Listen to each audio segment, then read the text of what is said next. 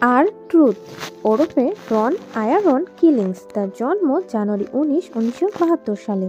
তিনি একজন আমেরিকান পেশাদার কুস্তিগির, র্যাপার এবং অভিনেতা। তিনি তার রিং নাম R-Truth নামে সর্বাধিক পরিচিত।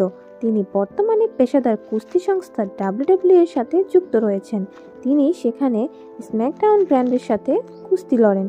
তিনি WWE এর বাইরে রন দ্য ট্রুথ কিলিংস নামেও পরিচিত।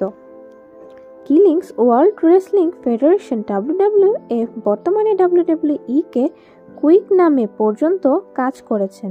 জেসে জেমসের সাথে রোড ডগস নামে দল বানিয়ে তারা একসাথে দুইবার WWF হার্ডকোর চ্যাম্পিয়নশিপ জিতেছিলেন।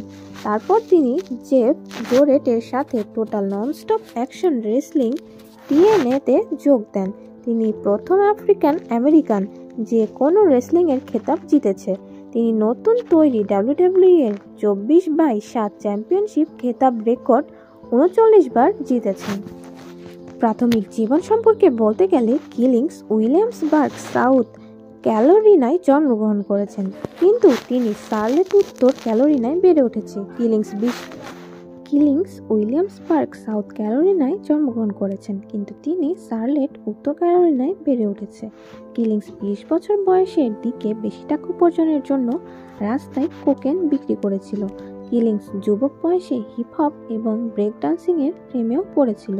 কিলিংস যখন উচ্চ বিদ্যালয়ে পড়ত তখন তিনি বেলবল এর ভবিষ্যৎ তারকা রে দুরহামের সাথে ফুটবল খেলায় লড়েছিল।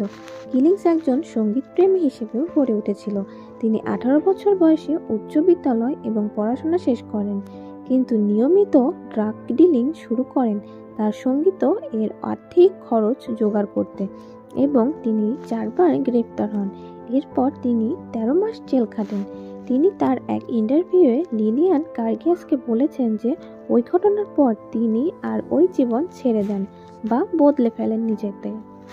পরবর্তীতে কিলিংস নিজের ভুল শুধরানোর জন্য জেলে চলে যান। এরপর জেল থেকে ছাড়া পেলে ন্যাশনাল রেসলিং অ্যালায়েন্সের প্রতিনিধি হয়ে জ্যাকি প্রকেট তার সাথে দেখা করে, কিন্তু তিনি মানা করে দেন।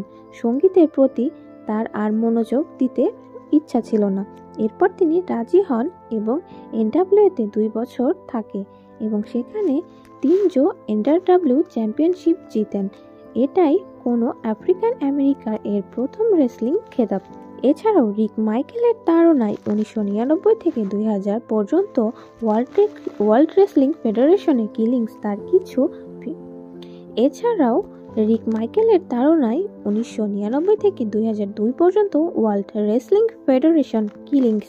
তার কিছু ভিডিও টেপ ওয়ার্ল্ড রেসলিং ফেডারেশনেও পাঠায়।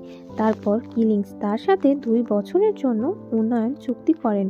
1999 কে কুইন নামে তিনি WWE এর উন্নয়ন ক্ষেত্র মেসিভ চ্যাম্পিয়নশিপ রেসলিংয়ে কুস্তি লড়া শুরু করেন।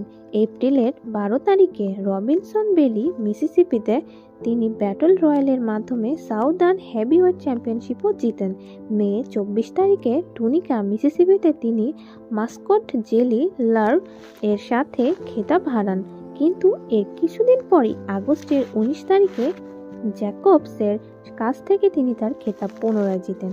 তিনি তার দ্বিতীয় আধিপত্য হারান নভেম্বর 3 স্টিভ ব্র্যাডলির কাছে হেরে মার্লিকা, আরকানসাসে। কে কুইন মেন রোস্টারের জায়গা পান এবং রোড ডগ নামে ট্যাগ টিমে গড়ে তোলেন। তিনি নভেম্বর 1,32,000 পর্বে আত্মপ্রকাশ করেন দ্বিতীয়বারের মতো। তো বন্ধুরা, এই ছিল R-Truth-এর জীবনের কিছু অজানা তথ্য। আপনাদের যদি ভিডিওটি ভালো লেগে থাকে অবশ্যই একটি লাইক এবং চ্যানেলটি দেখতে সাবস্ক্রাইব করে দিন।